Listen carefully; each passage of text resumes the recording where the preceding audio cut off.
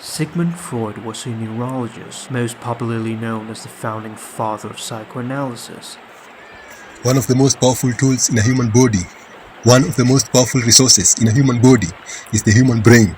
So the human brain is the tool that controls all our bodily action and activities in this world. So every action we take in this world begins as a thought, begins as an opinion, begins as a mental creation. So everything that we partake in this world begins as a thought, begins as an idea in our heads or in our brains. So one of the most powerful tools in a human body is the human brain. The human brain controls how the limbs will act. The human brain controls how all the body parts will act.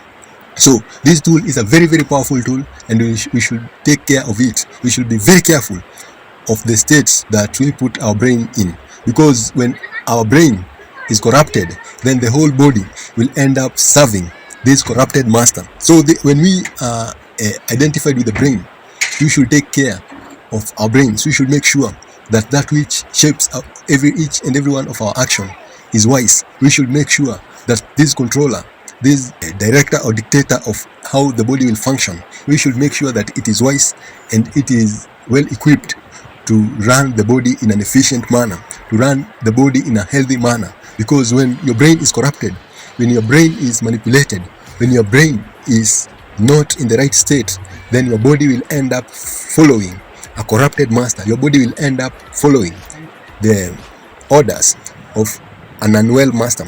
So we should be very careful about the states of our minds or the state of our brain.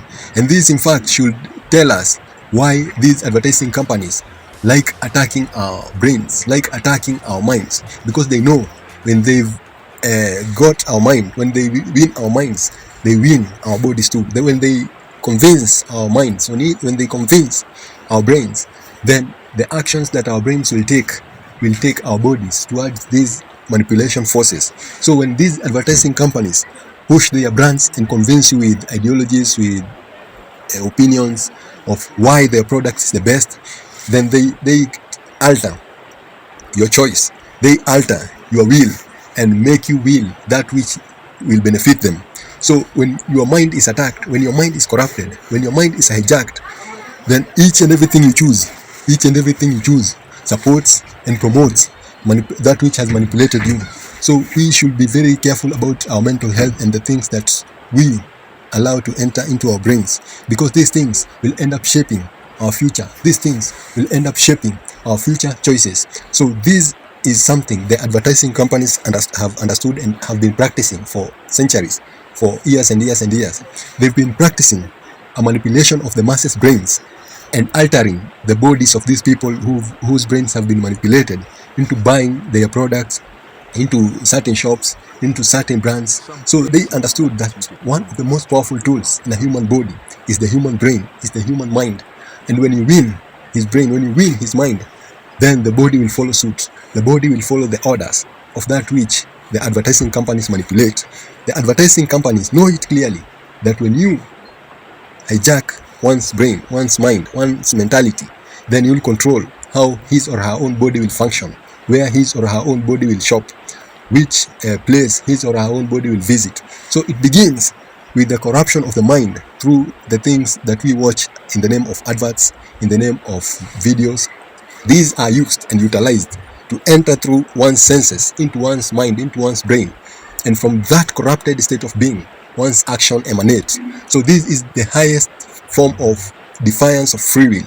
This is the highest expression of a force that defies free choice, because they continuously manipulate masses to choose that which will benefit certain companies, certain brands, certain industries, certain market forces, certain religious forces, certain norms that these forces want you to serve. So it begins with them manipulating your brain. It begins with them feeding you with propaganda, with gossip, and you end up following suit. Your body will end up following suit, that which your mind has been convinced about. So when your mind is lied, then your body will follow the lie. When your mind is corrupted, then your body will follow that master who's corrupted. So we should be very careful about this very, very essential resource, which is the human brain or the human mind.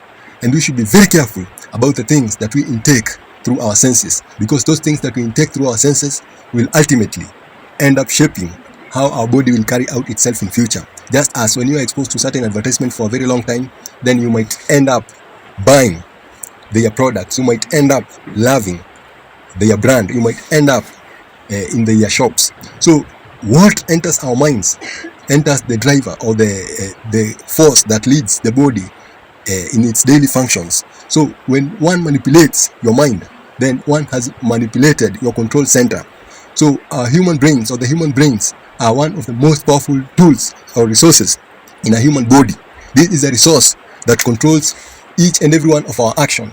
Each and every one of our action begins as a thought in our heads, begins as an idea in our heads. So when we take care of this control center, then everything that our body will do will emanate from a master who's in order, or will emanate from a mind, a brain that is in order. Otherwise, we will be controlled by external forces through the media, through our smartphones and smart devices. We will be manipulated by forces of gossip, by forces of falsity, by forces that want to corrupt our brains. Uncle Demon,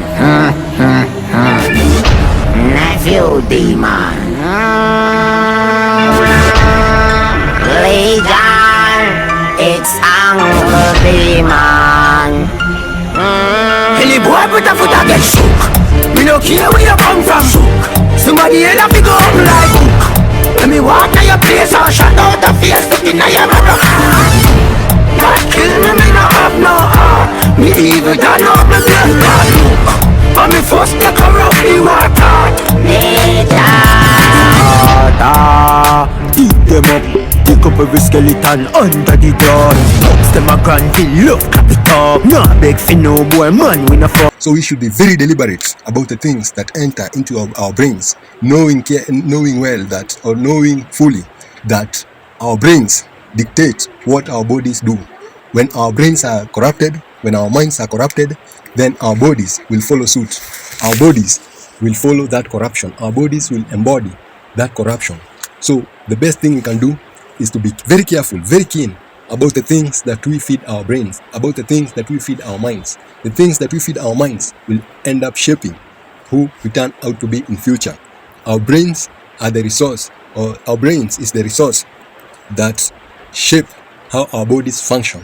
Our bodies function from thoughts, our bodies function from ideologies, our bodies function from belief systems, our bodies function from cultures, our bodies function from learned knowledge, our bodies function from past experiences, and all these happen or are harbored in our brains.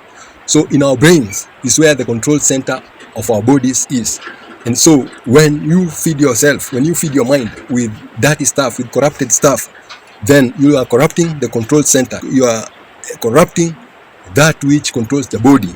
And so the body will find a corrupted master. The body will find a corrupted leader, a leader that has been manipulated, that has been corrupted, that has been shaped by dirty forces. So what enters our brains should be of very great concern to every human being, because this enters into the control center of each and every human being. So you as a human being perceiving this content should be very careful about the things that you allow to enter in your mind, because what enters into your mind will end up shaping how your body will function tomorrow. What enters through your senses will end up into your mind and will end up becoming the dictator of how the body will carry out its businesses in this world tomorrow. So it begins in the mind as a thought, as an idea, as an opinion, and the body executes that which began in our heads. So let's be very careful about the things that we feed our minds with, because those things will end up becoming the determinant factors of how we will carry out our daily businesses in this world. Until next time, let's all take care of our minds. Let's all be careful of the things that we feed our brains with. They do not go in vain. They become determinant factors of how we will carry out ourselves in future.